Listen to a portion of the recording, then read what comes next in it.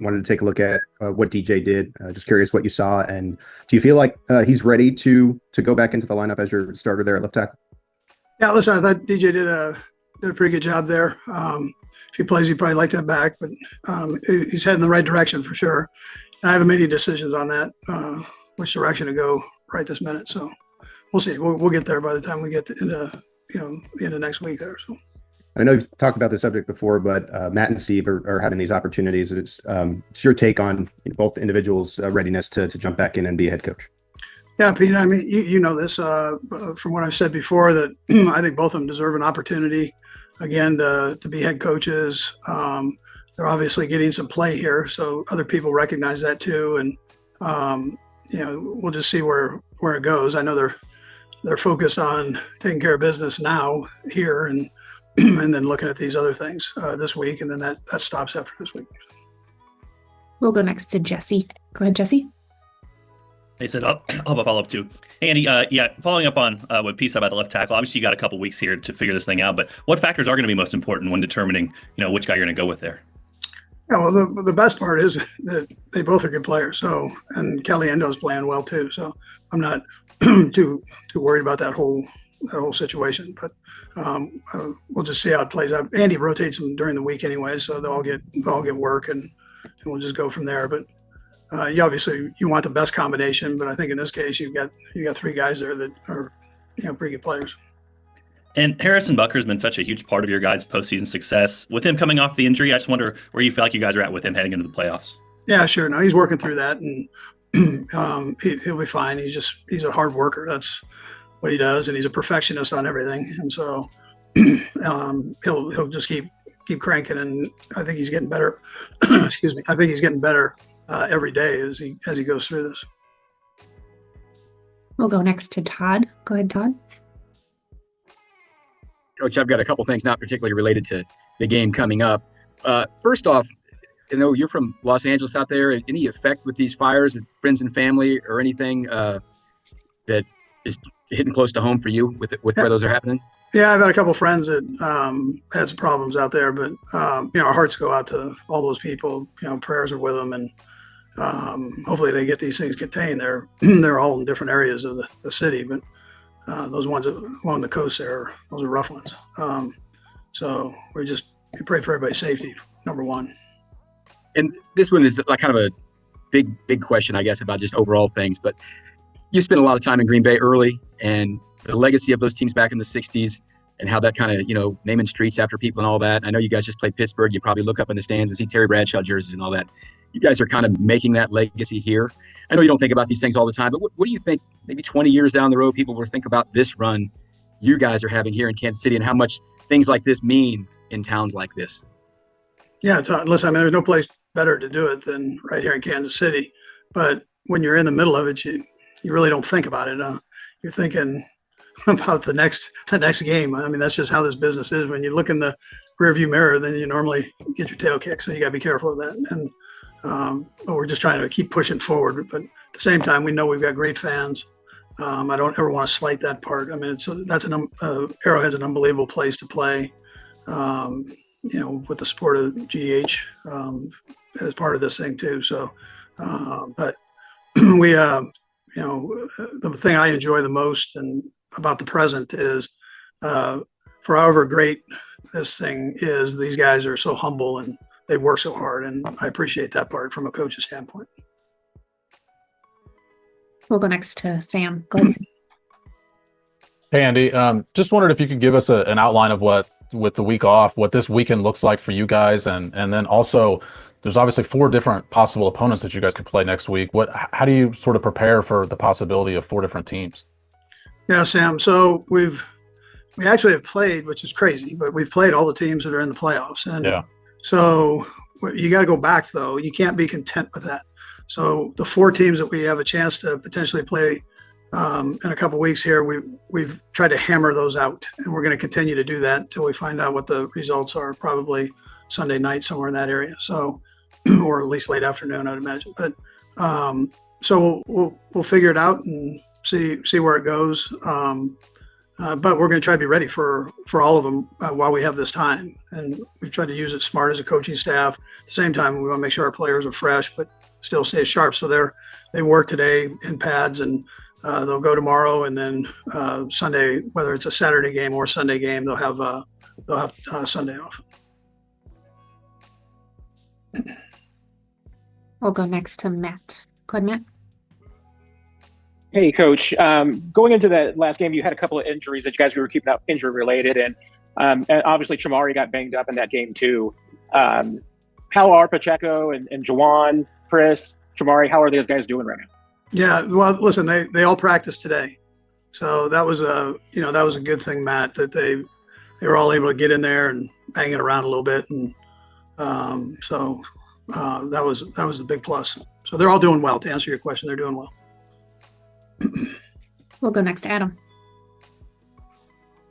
Hey, Andy, wanted to ask you about Jalen Watson, how he's looked so far in the time you've had with him on the practice field since he's been back, and what realistic shot he might have at playing when you do play another game. And Sid, I'll have another question as well. Yeah, so Adam, he worked last week. He came out of those workouts and felt good. He worked hard today, and we did a lot of one-on-one stuff today, so ones versus ones. And so he was able to get in there and work that, and he looked good from what I've seen. I haven't gone back and looked at the tape yet, but he looked like he was moving around pretty good. Okay, and you touched a little bit about what this upcoming weekend is going to look like for you. But what have you been up to since the Denver game? Has there been anything practice-wise? Yeah, no, we gave the guys time off there, and it's very similar to 2 years ago. About the same schedule as we had 2 years ago, so it's almost to the point, to the T. The coaches have worked, Adam, just so you know that. Talk on it. Mm-hmm. We'll go next to Nate. Go ahead, Nate. Andy, considering that you did give guys the time off and you've been through this before, do you have an idea of how much earning the 1 seed will be beneficial for you guys in terms of however you want to divvy up the amount of snaps for Isaiah Pacheco and Kareem Hunt, considering both of them have, touched the ball quite a bit, and obviously Pacheco has the injury? Yeah, Nate, you know how that position, that's a tough position. Now you take a beating at that position. So, I think this period of time, the rest period, benefits a lot of people, but those running backs really, that's a good time for recovery. And I think they were smart with it. All the guys have been working out, so they're kind of chomping at the bit to get going. And so that's kind of how you want it. They knew that this bye week was going to be different than your in-season bye week. And so they've all been in working and doing their thing. But to answer your question with those two, I don't know how he'll divvy up. I would imagine it'll just end up being the same as we've been doing with them. They'll both be in there battling, Let's go to Vahe. Hey, Andy. I know you're focused obviously on what's directly in front of you, but I guess the players, everybody's aware of what the ultimate goal would be. Do you find any direct value in saying out loud what the historic possibilities are here? Is that something that it's worth reinforcing?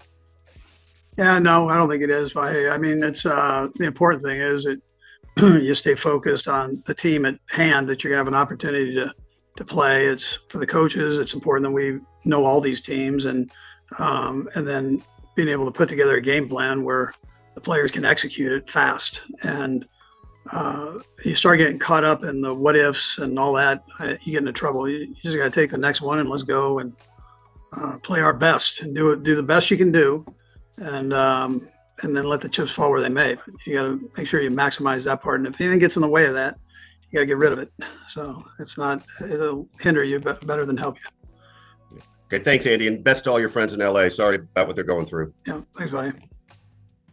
We'll go. There's two left. Go ahead, Nick. And so I'll have a follow-up if I can, please. Andy, for the veterans on the team that have been through this run before from a playoff perspective, how beneficial is that for you guys to where they've been in those biggest moments and those toughest situations to lean on? Yeah, for sure, Nick. I mean, that's the experience helps, especially with some of the younger guys, to be able to talk to them and tell them about the urgency of this thing. It is single elimination. That's easier said than putting that in your brain and getting yourself right for every snap that you have at practice to practice hard and aggressive with. So you just got to make sure you stay focused and don't let distractions in there the best you can. And for you guys as a coaching staff with those young guys, how do you guys approach, maybe from a practice perspective or something, trying to give them that tempo outside of what they've experienced in a regular season against some of the opponents? Right. So Nick, today we did ones versus ones. I mean, that'd be an example of what you're saying.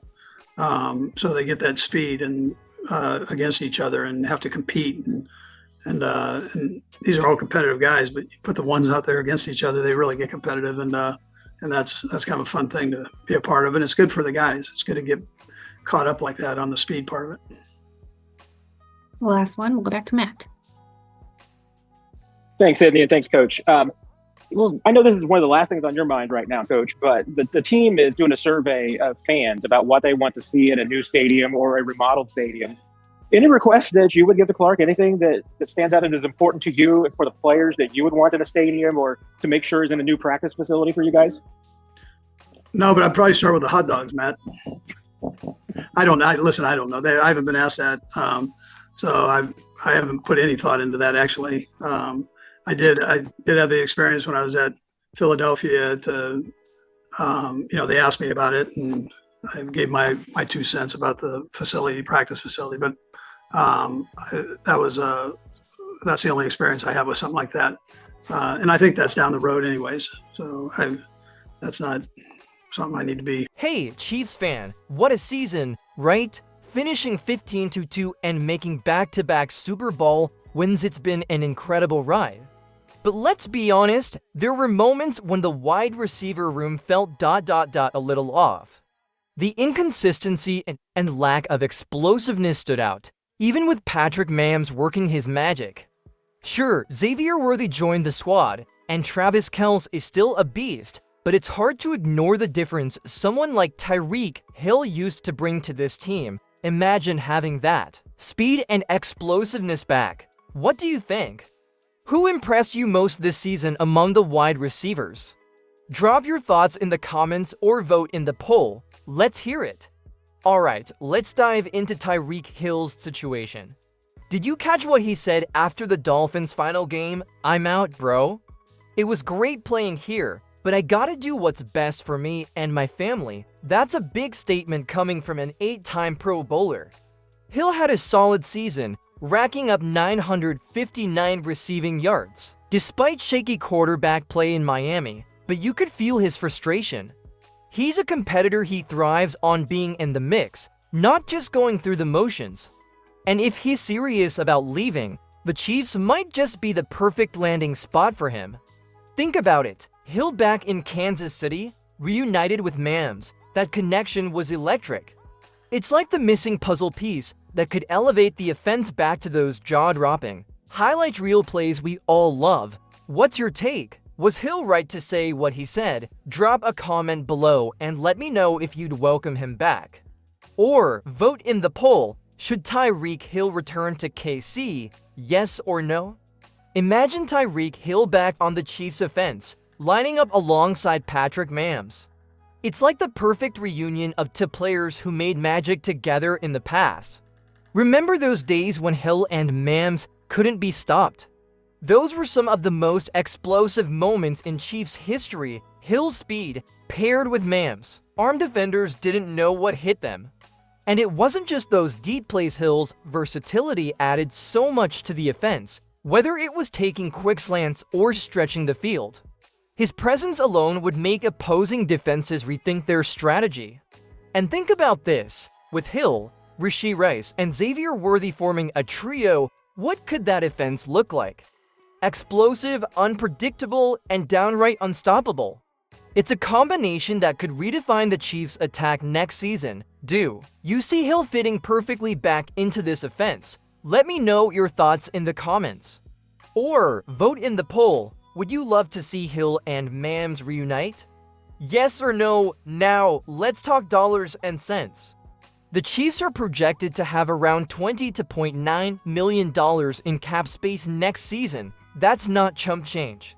And given the history of Kansas City bringing back former players like bringing back key pieces who played a huge role in their success, it doesn't seem too far-fetched. Hill signed a 3-year, $90 million extension with the Dolphins, but with his desire to find the right fit, he might be open to a move. The Chiefs have the flexibility to make this happen if they decide he's the piece they need. His impact in Kansas City was undeniable, and while they've succeeded without him, you can't ignore what he brings to the table. Do you think the Chiefs should make a move, or should they stick with their current roster? Let me know in the comments, or vote in the poll. Is bringing Tyreek Hill back worth it, yes or no? So here we are, Tyreek Hill back in Kansas City. The possibilities are exciting, right? His return could bring back that dynamic explosiveness to the offense and potentially lead the Chiefs to more Super Bowl glory. What do you think? Is Hill the missing piece this team needs to make another deep playoff run? Drop your thoughts in the comments below. Don't forget to vote in the poll. Should the Chiefs make a move to bring Hill back, yes or no? And if you enjoyed this breakdown, make sure to hit that like button and subscribe for more content from Total Chiefs.